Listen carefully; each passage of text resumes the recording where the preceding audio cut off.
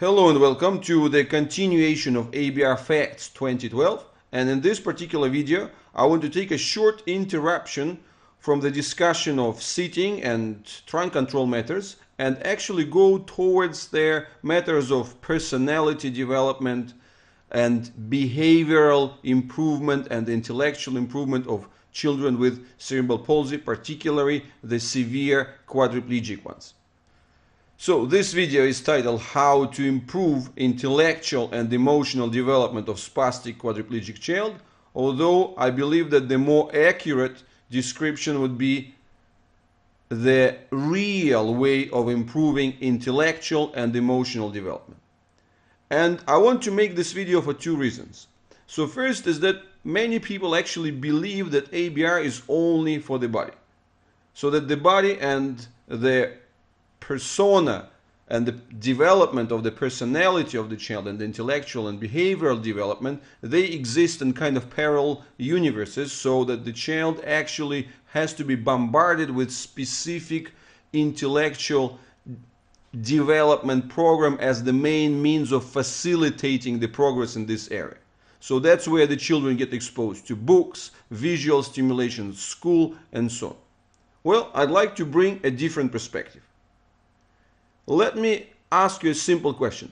If the physical side of the child's life is in trouble, if the child is unhappy, struggling, locked and uncomfortable in his spastic quadriplegic body, how legitimate are the expectations of alertness and behavioral and intellectual progress? And on opposite, give your child a chance to relax, to become physically comfortable and happy, and you will be amazed at how much improvement a child is going to show in becoming more alert and engaged, both intellectually and emotionally. And I think this case is going to be a great example illustrating this principle. This demonstrates to you that even despite the greatest troubles in the beginning, when you do your work properly and when you're ready to invest your time and effort, any child has huge improvement potential. Even severely affected 16-year-old like this. So because of course this child would be on a difficult side or difficult part of the just spectrum in terms of the number of challenges experienced. But once again, if you do the things right, everything is possible. Even in this condition, it's possible to bring the child from struggling to thriving. But even more remarkable thing that I believe in this situation is not just the overall transformation of the body, but the transformation of their personality expression. It's important to realize that the physical struggles and the emotional struggles, they go hand in hand.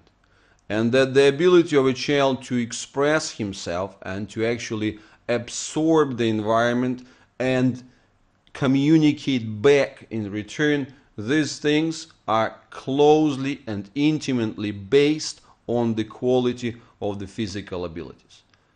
Once you think about it, it's actually quite a no-brainer, because it's quite obvious that if the child experiences these troubles with the positioning of the head that uncontrollably and stiffly goes backwards, if he can't control his jaw, because actually what happens, he tries to counteract the drop of the head backwards by stiffening his muscles that going towards the mouth floor and not really helping and succeeding in this, but that in turn giving him an extra challenge with the head position. So of course in this situation, controlling the eye gaze, it's incredibly difficult. And with all these struggles of the positions, well, he has too much troublesome events taking place in his own body to be by any means capable of concentrating, of what's happening outside, of being able to pay attention to things which are taking place outside. And again, you can see that throughout most of this picture taking session or this assessment session, he hasn't been really in a very bad mood, but it's just the objective troubles with the ability to position himself actually prevented him from reacting properly. And this is a dramatic difference. So once the head became movable, there is a completely different set of opportunities. Now he can move his head separately from his neck, from his shoulders. That's a remarkable thing. Because again, I'm inviting you to reason that so many parents are actually so preoccupied of trying to read to the children who have poor head control, even showing them books and so on, and trying to engage them with doing something with their fingers. And this is my central message to you. Guys, think about their fundamentals, right? Imagine that your house has undergone, God forbid, the earthquake, right? And everything is in ruins, right? And then somebody comes and starts giving you advice how to decorate a room and say, well, let's fix the house first. So that's the same story. They're flipping the books on the interior design when you have the entire house collapsed is not going to help you much, although it might be an interesting distraction. So this is what we're inviting you to understand, that once you give the child the opportunity, once you bring the improved physical status, then his personality is actually starting to shine through. He is then able to connect to the world. He is able to look around. He is able to enjoy what's going on because his own body is no longer troubling him. So this is a big and central message from this particular portion of the video. Get the body. Help your child with these fundamentals. And you can see here, right, is that once the head is movable, he is actually able to adjust his position and show the great spectrum of emotions which were otherwise locked into this troubled body, into these tense muscles.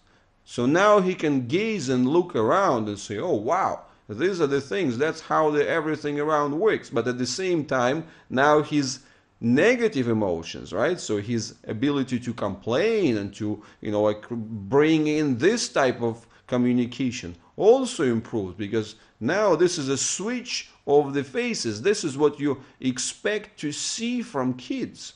And this is what you have from healthy kids. They can go from laughing to crying to all sorts of emotions. But unfortunately for the quadriplegic kids, especially spastic ones, their faces are locked. Their mimic muscles are not capable of producing any selective activity, and therefore their emotional status is locked as well. So as a parent, you often go for physical is physical, intellectual is intellectual. So this is one of the central messages to you. If you want your child to progress intellectually, if you want your child to actually develop organically, to say so, and build his own capacities, your first job has to be to build the qualities of the entire respiratory system, of the entire trunk. Give him the ability to hold his head, to hold his upper body, to get the sitting and so on. Release his arms, so that this is going to help him to connect to the world. That's the path to thriving, not endless book reading or any other formal school activities. And I hope that this video is going to help you at least to think about it, and by seeing how the personality of this child had the opportunity to come through, coming out of this shell and lock that he used to be in, so that this is going to be of a certain encouragement for you. right? And it's not only the happy one, right? It's actually this ability to express himself via these complaints. So this is really incredible thing. So I hope that you take this lesson on board and at least give it a good thought.